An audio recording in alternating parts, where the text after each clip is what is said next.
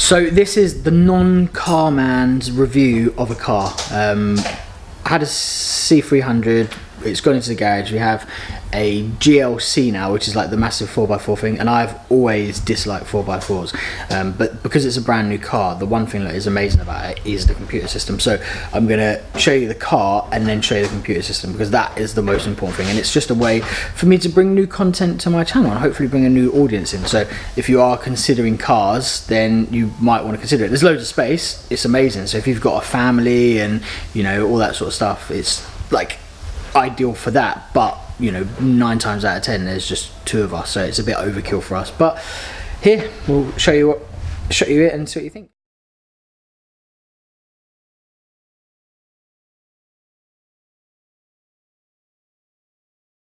So here is the car from the outside, and you can see it's a bit of a beast.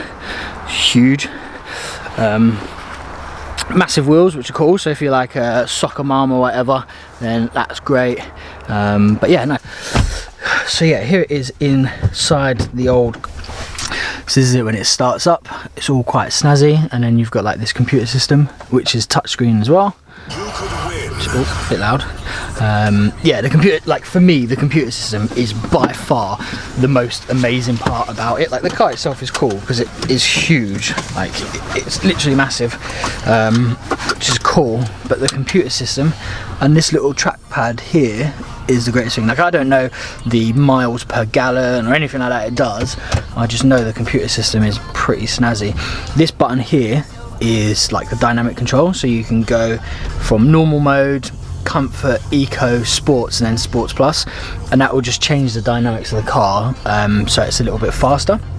This is like the auto start, so when you stop it turns the engine off because it's meant to save petrol and stuff, but it's really annoying because the engine goes dead and then it's a little bit slow off the mark because the engine has to start before you go. So we always turn this one off, not because we're boy racers, it's just easier. This one here is auto park, so this will like park the car for you, and you just put it on and pull up next to a space, and it will basically, the cameras all the way around it will work out, you know, if it can park in there, and it will start automatically parking. Then this is the control pad, and you can see it works just like a mouse, a touch mouse. Home menu here, touch that here. And the thing that I really like within the menu system is you have, we're on reserve fuel, you have these things called themes. So if I go down, these themes basically will change the parameters of the car based on what you're doing. So like a trip, experience, efficiency, lounge. And then what happens with all these as well is like, say for instance you go lounge, you can't see it just yet, but the LEDs all the way around the cockpit, they change colour and sort of change mood and stuff as you're doing it, which is quite snazzy.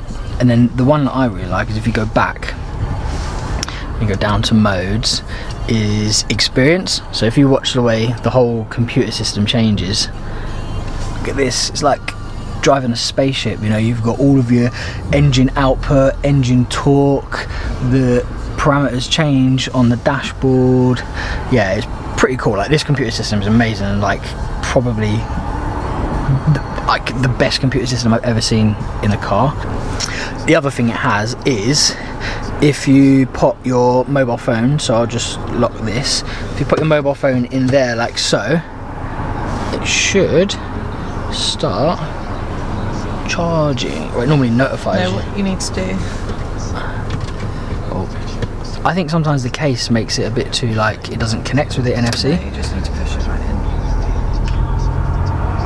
Oh yeah, there you go, wireless charging. So yeah, you put your phone in there, no wires or nothing, and it starts charging, which is pretty cool. The only annoyance we had with it is, if you see there, and it's not really annoyance, but it just changes, it's USB-C as opposed to traditional USB. So you need, you know, USB-C coming from the car to fit out. So normally it's like normal USB, so all of the cables we have are normal USB. So all of our like iPhone cables are normal USB. We don't have a C to a lightning, so therefore there's no way we can connect bar using the Bluetooth and stuff, which is pretty cool. But that's a cool feature because it charges your phone, and then obviously via the Bluetooth it will connect. And then some of the other things you have in the menu is like the navigation. So obviously like typical navigation system, you can put all your bits in there. But what you can do is when you go where to go, you can actually type. So I could be like, go across to here, and I could say LONDON,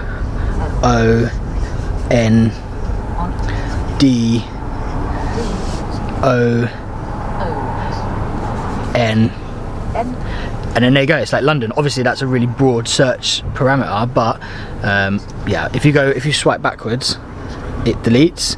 But yeah, so if you're driving and you want to stay focused on the road and you don't want to be like trying to input text, you just have to scribe it. So the only thing you'd have to get used to is being left-handed if you are righty, and then you just basically use your left hand to type it in. But it's far easier to do that than it would be to search for little digits on the screen. What else do you have as well? You got all the settings for the car, which is really cool. So like the lights are really cool. I'm more interested in text. So like if you go to your ambient lighting, you can go up. You see it's now like the car is detecting if there's a parking space because I pushed that button. I don't want to do that. So go into colours, and we're too close to the car in front because of all the sensors, so it's not letting me do it. So I go multicolour. I'm gonna go multicolour, and I can pick different themes, and then again you can see that the inside lighting changes, and it's broad daylight so it's difficult to show, but during the night time it's a pretty cool feature. And then you can also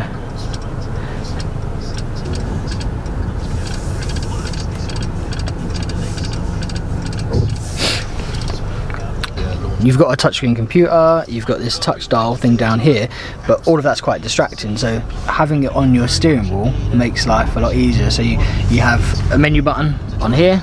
If you push that, it takes you home, just like that home button would take you there. You also have volume control, access to your phone book, and then you can also do like cruise control. So the home button, the return, and this trackpad, which is similar to here, you can see that trackpad.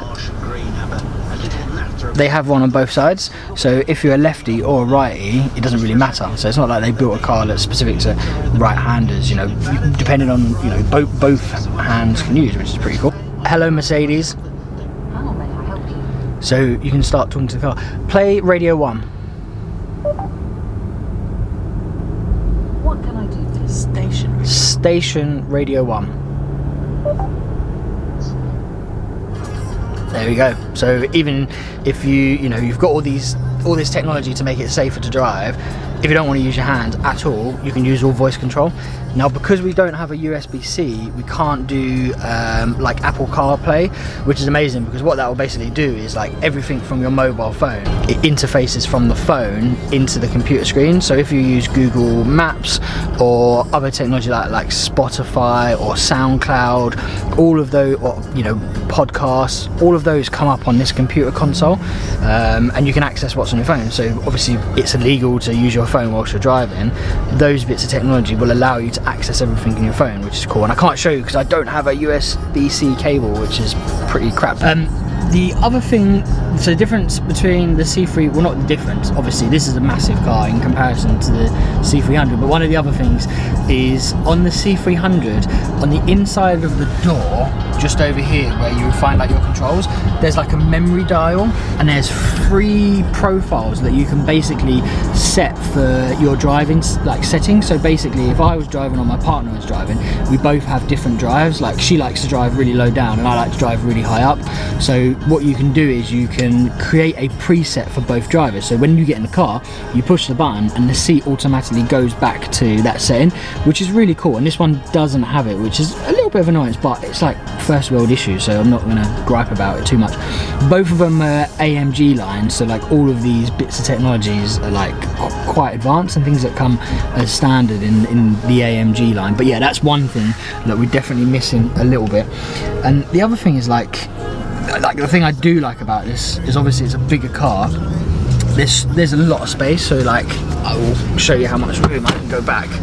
So I'll go back and I can practically, hold on, I'm going back. This is not a very flattering angle, but I'm still going. Shit, still going. So yeah, like I'm now pretty much kind of could sleep. If you were going on a long family drive and there were 3 of you in the car, maybe 1 in the back and 2 in the front, you could basically lay down and have a nap, and the seat is comfortable enough to do it. You can see the space down here as well for the old shoes. I'll show off my new trainers, the new NMDs, the version 2s, all black, which is pretty cool. Got those for Christmas from Robin, which I'm very happy about. But yeah, there's loads of space inside the car, which